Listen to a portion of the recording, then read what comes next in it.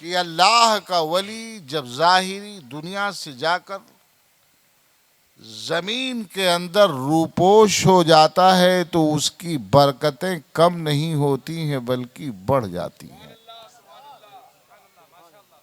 اعلی حضرت مجدد دین و ملت، امام اہل سنت، شہید عشق و محبت، امام احمد رضا خان فاضل بریلوی علیہ الرحمت والرضوان تو یہی فرماتے ہیں کہ اولیاء کرام علیہم الرحمت والرضوان کے تصرفات و اختیارات ان کی ظاہری زندگی میں اس مادی جسم کی پابند رہتی ہیں، الا یہ کہ جب اللہ کا فضل ہو، ان کی توجہ خاص ہو تو روحانیت کے غلبے کی بنیاد پر خرق عادات کا صدور ہوتا ہے۔ مگر جب وہ زمین کے اندر جاتے ہیں، جب وصال پرملال ہو جاتا ہے تو جسمانی کثافت سے دور ہو جاتے ہیں، ان کے اختیارات ظاہری زندگی سے کئی گنا بڑھ جاتے ہیں۔ سبحان اللہ سبحان اللہ۔ تو آج ہم قطب الآفاق و مخدوم الآفاق کی انہی تصرفات کے زیر سایہ رم جھم برسات میں بیٹھ کر خراج عقیدت پیش کر رہے ہیں۔ پیر طریقت گلے سرسبد رزاقیت، مظہر خاندان ولایت، حضرت پیر سید شاہ محمد عمر احمد صاحب قبلہ جیلانی دامت برکاتہ صاحب سجادہ خانقاہ قادریہ رزاقیہ بانسا شریف جلوہ بار ہیں۔ ان کے کرم و عنایت و اجازت سے بندے گنہگار آپ سے گفتگو کرنے کا شرف حاصل کر رہا ہے، اور یہاں بولنے والے کے لیے نہایت فخر و مباحات کی بات ہے، سرور و انبساط کی بات ہے کہ جن کے قلم کا غلغلہ ہندوستان میں نہیں بلکہ پوری دنیا اسلام میں، عرب و عجم میں جن کے قوت علم اور فکر کا ڈنکا بج رہا ہے، ان اکابر اور اساتین علماء اکرام نے جس در پر دریوزہ گری کی ہو، جہاں جبہہ سائی کی ہو، جہاں کے ذرات کو اپنے آنکھوں کا سرما بنایا ہو، اور جہاں جھک جانا اپنی قسمت کا اوج ثریا سمجھا ہو، اس مقام پر یہ کم علم بیٹھ کر گفتگو کرے، یہ مخدوم باسا کی کرامت۔ پہلو یار میں یار بیٹھا ہے، اسٹیج کی طرف جھانکوں کتنا پیار بیٹھا ہے، یہاں دیکھو نا بانسا ہی نہیں بلگرام بیٹھا ہے۔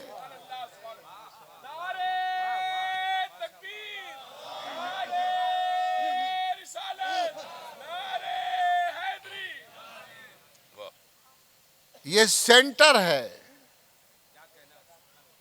اور یہی ہماری پہچان ہے۔ نوری لکھو، رضوی لکھو، رزاقی لکھو، اسماعیلی لکھو، بلگرامی لکھو، واحدی لکھو، سغروی لکھو، اشرفی لکھو، نعیمی لکھو، قادری لکھو، چشتی لکھو، نقش بندی لکھو، جو چاہو لکھو، سب جا کر علوی ہو جاتے ہیں، سب جا کر غوث اعظم کے یہاں جیلانی ہو جاتے ہیں، سب جا کر متحد اور اہل سنت کی ایک ہی مضبوط رسی بن جاتے ہیں۔ کیا کہنے، واہ سبحان اللہ سبحان اللہ۔ یہ ہمارے صاحب سجادہ کا حسن اخلاق اور مخدوم باسا کا تصرف روحانی ہے، اور کیوں نہ ہو، وہ تو تھے ہی ایسے۔ حضرات، نعرہ لگوانے کی تقریریں اور ہوتی ہیں، آج ہندوستان ہی نہیں بلکہ پورے عالم اسلام میں جو مسلمانوں کے حالات ہیں وہ نہایت ہی عبرتناک ہیں۔ 1400 سالہ تاریخ میں شاید ہی کبھی مسلمان اس طرح کی پسپائی کا شکار رہا ہو۔ پورے عالم اسلام کا شیرازہ بکھر چکا ہے۔ یہ ابتری تو اس وقت بھی نہ ہوئی تھی جب سلطنت عثمانیہ کا خاتمہ ہوا تھا۔ ہندوستان کی بات نہیں کر رہا، میں پورے عالم اسلام کی بات کر رہا ہوں۔ اے مسلمانوں، یہ جلسے آپ کی تعلیم گاہ ہیں، یہ آپ کی تربیت گاہ ہیں۔ یہاں سے آپ کو آپ کے فکر و نظر اور آپ کے علم و عقیدے کی اصلاح کی باتیں ہونی چاہیے، جس سے آپ کا شعور بیدار ہو سکے، جس سے آپ کی منزل کے نشانے آپ کے لیے متعین ہو سکیں۔ حضرات گرامی، آج سوشل میڈیا کا زمانہ ہے۔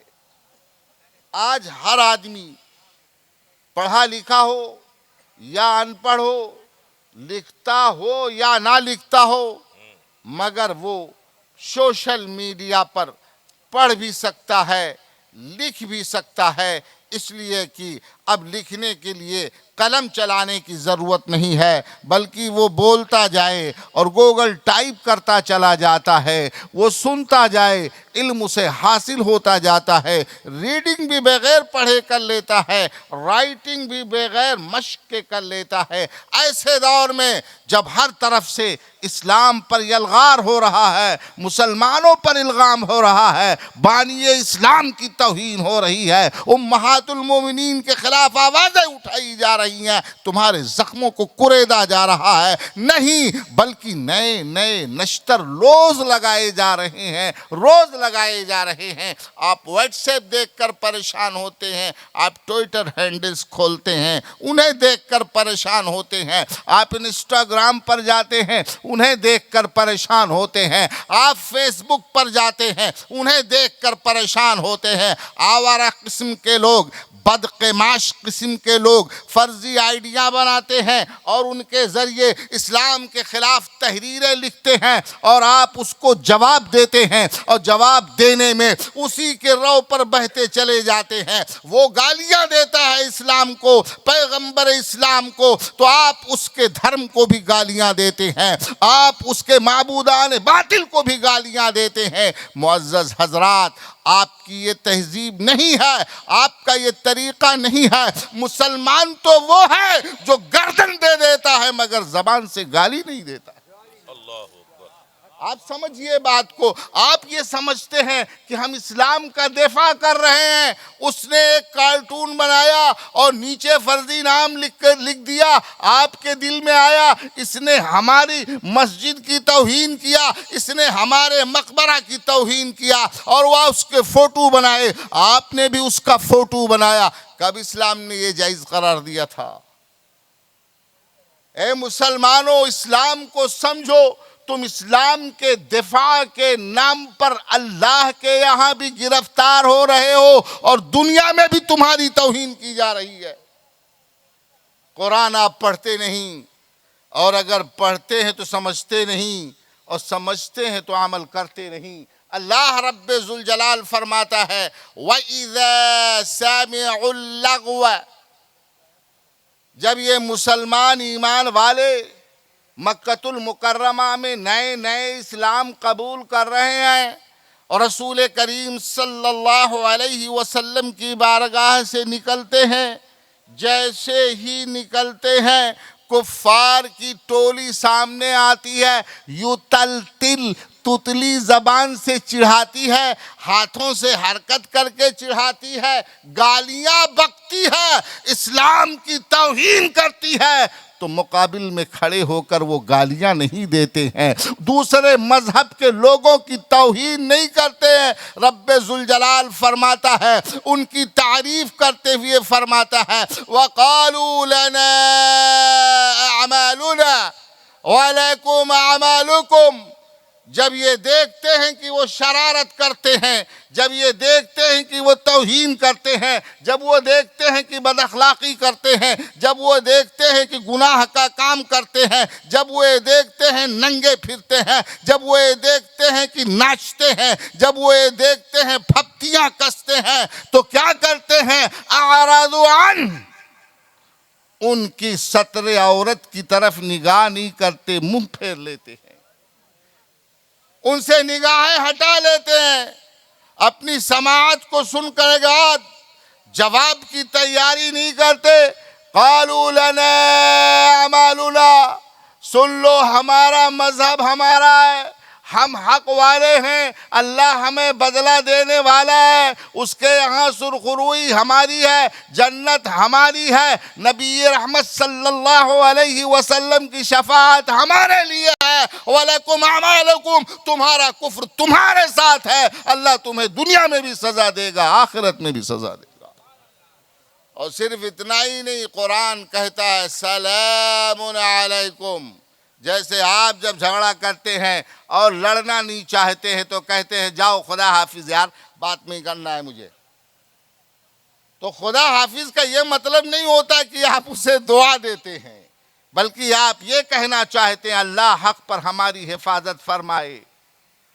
قرآن کہتا ہے سلام علیکم، وَإِذَا خَاطَبَهُمُ الْجَاهِلُونَ قَالُوا سَلَامًا، جب جوہلا انہیں مخاطب کرتے، گالیاں دیتے، اسلام کی توہین کرتے، تو کہتے ہیں سلامن، اللہ ہمیں سلامت رکھے، تمہیں تمہارے کیے کی سزا مل جائے گی۔ یہ متارکہ کا سلام ہے، یہ چھوڑ دینے کا سلام ہے، یہ بائیکاٹ کا سلام ہے، جاؤ یار خدا حافظ، اب کچھ لینا دینا نہیں ہے۔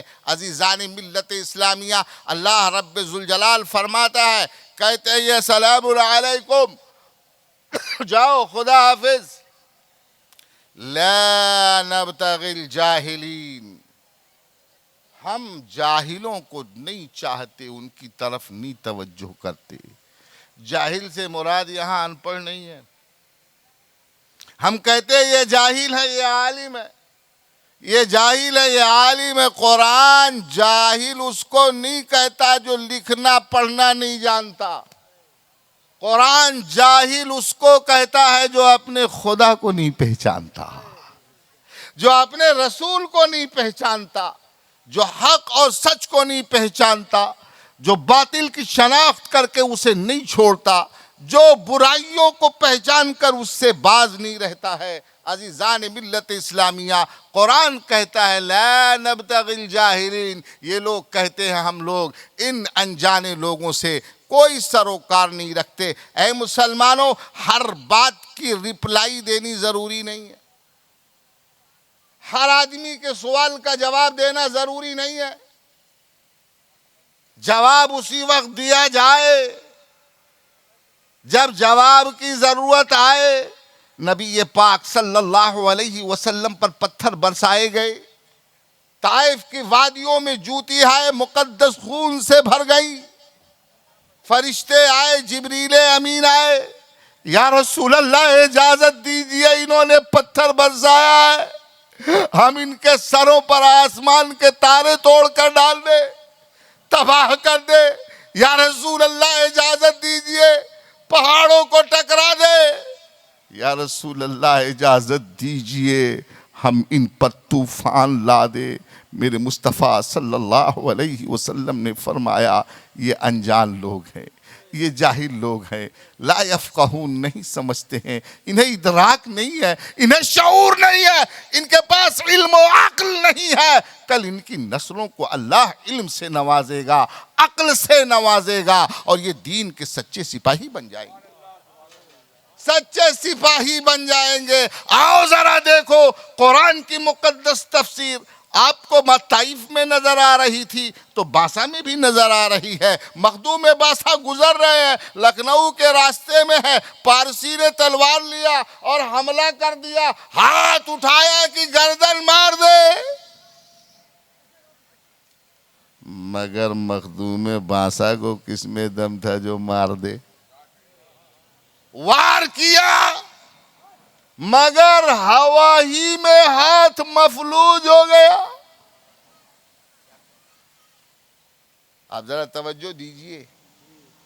اللہ نے اتنی طاقت دی تھی, اتنی قوت دی تھی, اتنی ہمت دی تھی کہ اگر نگاہ اٹھا دیتے تو سوکھا پیڑ ہرا ہو جاتا, اور اگر جلال میں آ جاتے تو ہری بھری لہلہاتی کھیتی خشک ہو جاتی. اور کیوں نہ ہو, اگر جمال میں آئے تو مری بھینس زندہ ہو جاتی ہے, اور اگر نظر تھوڑی دیر کے لیے پھیر لیا تو پھر ویسے ہی مر جاتی ہے. جس کی ایک نگاہ میں موت و حیات اٹکھیلیاں لے رہی ہو, اس کا نام مخدوم الآفاق ہے, قطب الآفاق ہے. اس کا نام سرکار باسا ہے, ان کا نام معتقد علماء. وار کیا اس نے, ہاتھ بیکار گیا. تو اب کوئی میری غلطی تو ہے نہیں, شرارت اس نے کیا تھا. وار کیا, بدلے میں ہمیں تلوار سے مار دینا چاہیے تھا. ہماری آپ کی طرح نہیں تھے وہ, اللہ سے ڈرتے تھے, مخلوق سے نہیں. مخدوم باسا کی سنت ہے تلوار رکھنا. ذرا زور سے بول دو نا. اور آپ تلوار نہیں رکھتے, بالکل بیکار رکھتے. آپ تلوار رکھتے؟ بولیے بھائی. واہ, تو پھر محرم میں کیا کرتے ہیں؟ 10ویں محرم کو تلوار اپنے دروازے پر لٹکا دینا یہ امام حسین کی سنت ہے. اپنا دھرم بھول گئے آپ. مسلمان وہ تھے جو سید الشہداء امام حسین کی تلوار, مولائے کائنات کی ذوالفقار, اپنے دلوں کے لیے ہمیشہ کی یادگار سمجھتے تھے. مخدوم باسا رحمت اللہ تعالی علیہ سپاہی کے لباس میں تلوار لے کر چلتے تھے. ارے بولو نا بھائی, کیا کرتے تھے آپ؟ کیا لے کر چلتے ہیں؟ کیا لے کر چلتے ہیں؟ کیا لے کر چلتے ہیں؟ موبائل لے کر چلتے ہیں, جس سے صرف اپنا ہی سر توڑتے ہیں, کسی دوسرے کا سر نہیں خراب کرتے, اپنا ہی بھیجا خراب کرتے, دوسرے کا گھر نہیں خراب کرتے, اپنا ہی گھر خراب کرتے ہیں. عزیزان ملت اسلامیہ, تو جب سرکار باسا کے پاس تلوار موجود تھی تو تلوار نکال لینا چاہیے تھا اور اس پرسی کا سر قلم کر دینا چاہیے تھا, اس لیے کہ تعدی کرنے والا وہ تھا, پہل کرنے والا وہ تھا, حملہ کرنے والا وہ تھا, تعدی کر کے جان سے مارنے کا ارادہ رکھنے والا وہ تھا. ارادہ نہیں بلکہ عملاً حملہ آور تھا. اور جب اپنی جان کو خطرہ ہو تو آج کی گورنمنٹ اور انڈین قانون بھی یہی کہتا ہے, اپنی جان کی حفاظت تمہیں خود کرنی ہے. اگر تمہارے گھر میں کوئی گھس کے مارے تو اس سے پہلے کہ وہ تم کو مارے تم اس کو ہی مار دو.